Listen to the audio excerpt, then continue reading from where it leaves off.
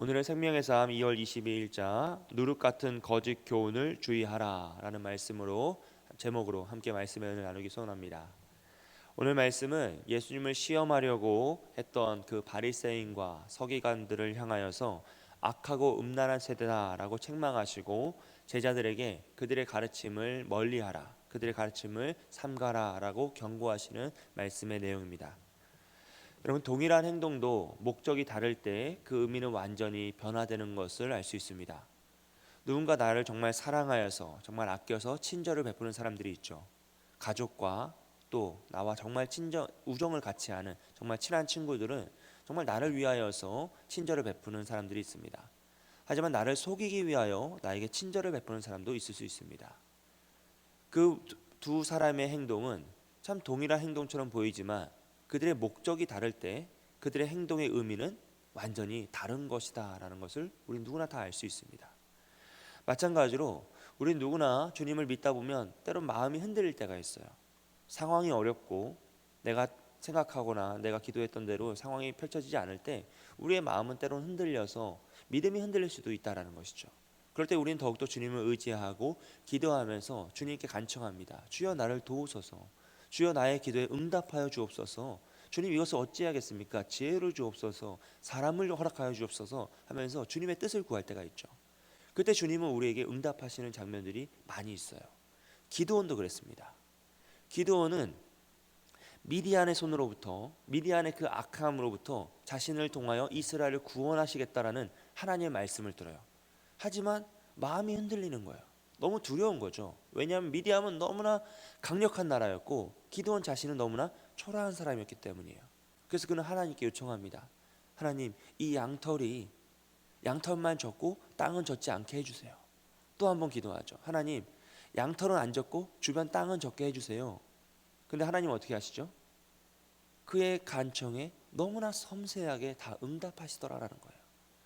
어찌 보면 믿음 없어 보이는 그의 요청을 하나님 무시하지 않으시고 책망하지 않으시고 그의 기도에 다 응답하시면서 그를 배려하십니다. 왜 그렇습니까? 지금 기드온의 요청의 그 목적이 무엇이에요? 하나님을 시험하고 그의 정말 능력을 평가하기 위함이 아니라 하나님 말씀을 정말로 신뢰하고 믿고 순종하기 위하여서 자신의 흔들리는 마음을 붙잡아 달라고 주님께 간청하는 것이죠. 그래서 하나님은 그의 요청에 너무나 섬세하게 정확하게 응답하시더라는 거예요. 그런데 오늘 말씀에서 예수님은 바리새인과 서기관들의 요청을 어떻게 하십니까? 책망하셔요. 이 악하고 음란한 세대야라고 하면서 그들을 비판하시고 아주 평가절하하시면서 그들의 요청을 묵살해 버리십니다. 왜 그렇습니까?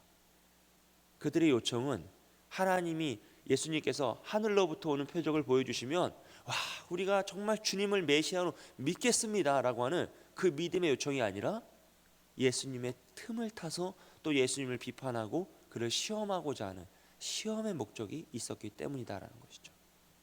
정말로 예수님께 요청은 무엇인가를 요청하는 다른 사람들, 주여 나를 고치소서 요청이잖아요.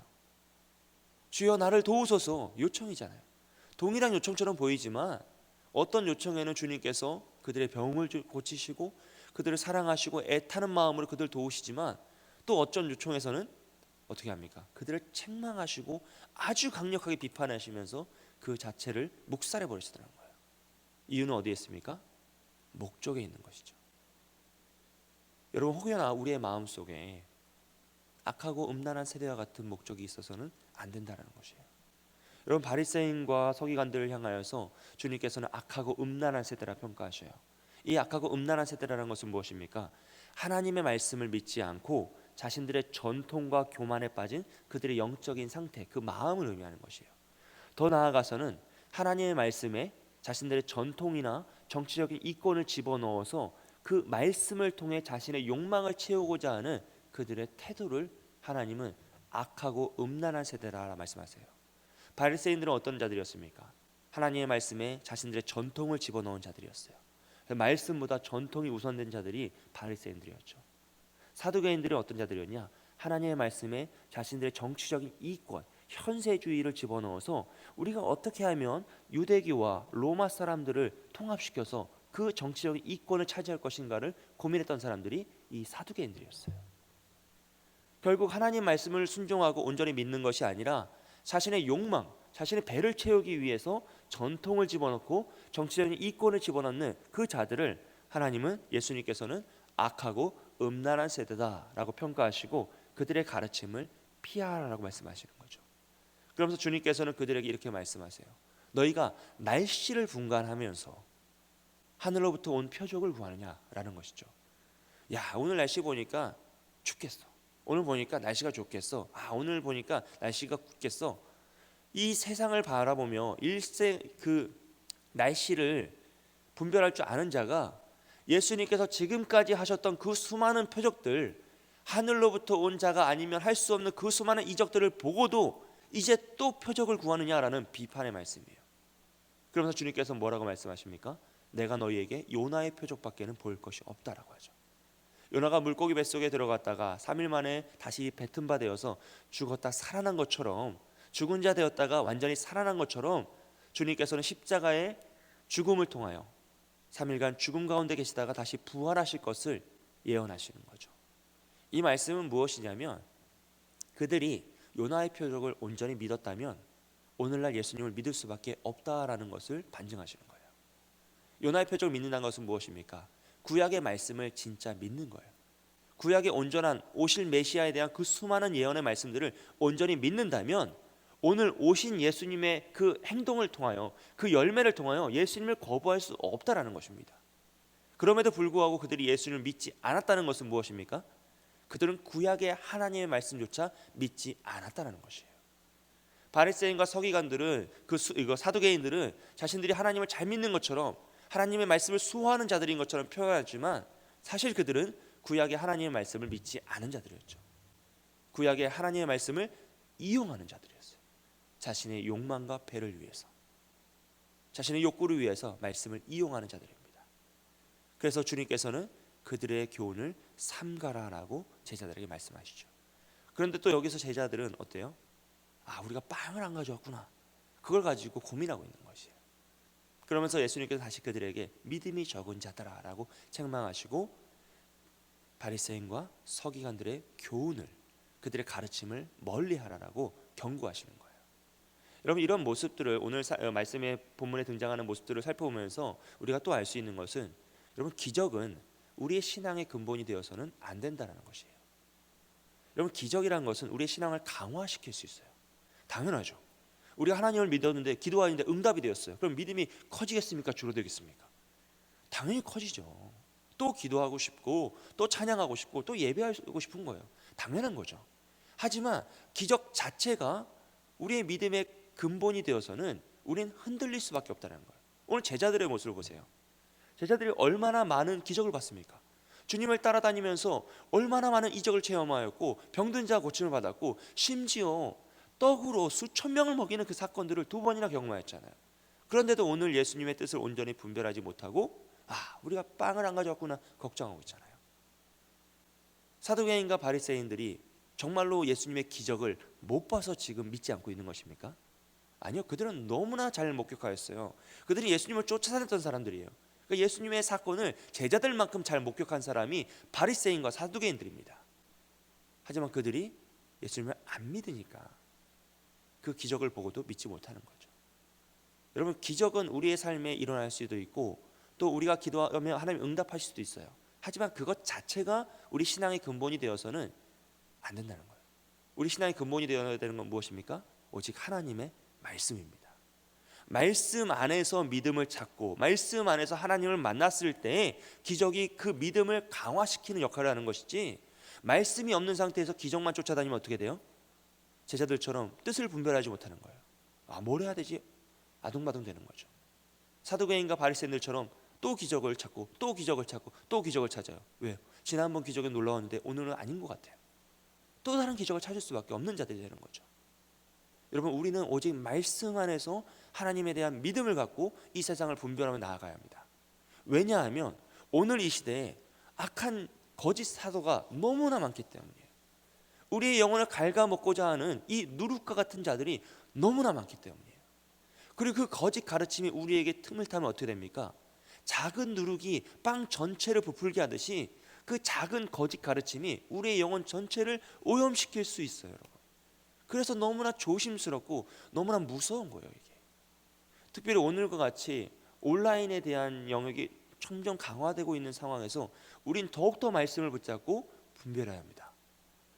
여러분, 우리 자녀들이 누구나 다 핸드폰을 통해 유튜브를 통해 영상을 볼 수 있잖아요. 오늘 우리도 그렇고요. 이 코로나 전에는 이 정도로 강화되지 않았는데 코로나 이후로 가장 강력해진 것이 유튜브예요. 근데 유튜브엔 여러분 필터가 없어요. 이게 정말 좋은 것인지 나쁜 것인지, 이게 유해한 것인지 유익한 것인지 구분하는 기준이 없어요. 유튜브는 모든 사람이 전 세계에서 누구나 다 영상을 올릴 수 있는 채널이에요. 그 가운데 말씀도 마찬가지로 쏟아지고 있거든요. 정말로 하루에도 수천 편의 말씀들이 쏟아지고 있는데 그 가운데는 거짓 선지자도 있고 이단도 있고 아주 교묘하게 속이고 있는 자들도 있다라는 것이에요. 참된 진리도 그 채널 안에 있지만 정말 거짓된 진리도 그 유튜브 안에 너무나 많이 있어요. 근데 그것을 분별할 수 있는 기준이 무엇입니까? 우리 자라나는 어린 세대들이 그것을 어떻게 분별하겠어요? 화려하게 멋지게 편집된 영상들을 보면 멋진 거예요. 2, 3분 그냥 훅훅 지나가는 거예요. 근데 그것들을 자기가 보고 있다는, 뭘 보고 있는지도 모른 채 그것들을 접하면 어떻게 됩니까? 작은 거짓이 그 아이들의 영혼을 틈타고 그 아이들의 영혼을 누룩이 빵 전체를 부풀게 하듯이 그 영혼을 다 오염시킬 수 있다는 것이에요. 우리 역시 마찬가지고. 그래서 여러분, 우리는 무엇보다 더욱더 말씀을 붙잡아야 합니다. 나는 잘 모르겠으니까 목사님 말씀만 들어야지, 덮어놓고 믿자, 이 태도가 가장 위험한 태도예요. 여러분, 말씀을 통하여 분별하시고 말씀을 통하여 기준을 세우시고 모든 말씀들을 또 성경 말씀을 통하여 평가받으셔야 돼요. 그 마음속의 기준은 오직 말씀, 하나님의 말씀만을 붙드시고 우리에게 주어지는 말씀들과 상황들을 다 해석하면서 나아가요. 그래서 더 어려워요, 사실. 예전은 그냥 교회만 열심히 다니면 됐어요. 그렇잖아요. 광역교회만 한평생 한 30년 40년 다니면 뭐 다른 말씀 들을 이유도 없고 교회 안에서 신앙생활하면 그냥 자라나는 거였어요. 근데 이제 시대가 그렇지 않아요. 너무 다양한 말씀들이 쏟아지고 있기 때문에 우리가 정말 이 말씀이 온전한 말씀인지 분별하면서 나아가야 합니다. 왜 그렇습니까? 우리 주변에는 너무나 거짓 선지자들이 많기 때문에, 너무나 악한 세대가 되었기 때문에 여러분, 두렵고 떨림으로 우리 자신을 돌보셔야 돼요. 그리고 또 우리 다음 세대들, 우리 주변 사람들을 돌보시면서 우리 자녀들의 믿음을 돌보시면서 오직 말씀으로 기준 삼고 나아가야 합니다. 여러분, 우리 말이 아니라 열매로 평가받는 사람들이잖아요. 예수님이 말로 평가받으신 것이 아니라 열매로 평가하신다고 말씀하셨고 예수님도 열매로 평가를 받으셨잖아요. 말로는 그럴싸한 말들이 너무나 많죠. 여러분, 모든 지도자들의 말을 들으실 때 말만 들으시면 안 돼요. 그들의 열매를 보셔야 됩니다. 그들의 삶을 보셔야 돼요.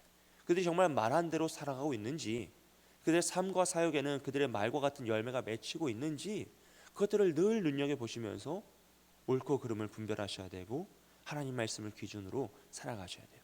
그럴 때 우리는 이 악한 세상에서 이 거짓 선지자들, 바리새인과 사두개인 같은 그런 자들의 누룩을 피할 수 있고 온전히 우리의 믿음을 지키고 우리의 가정의 믿음을 지키고 우리의 자녀들의 믿음을 지킬 수 있을 줄 믿습니다. 오직 말씀을 분별하여서 이 세상을 분별하시는 저와 여러분이 되시길 주님의 이름으로 축복드립니다. 우리가 기도하겠습니다.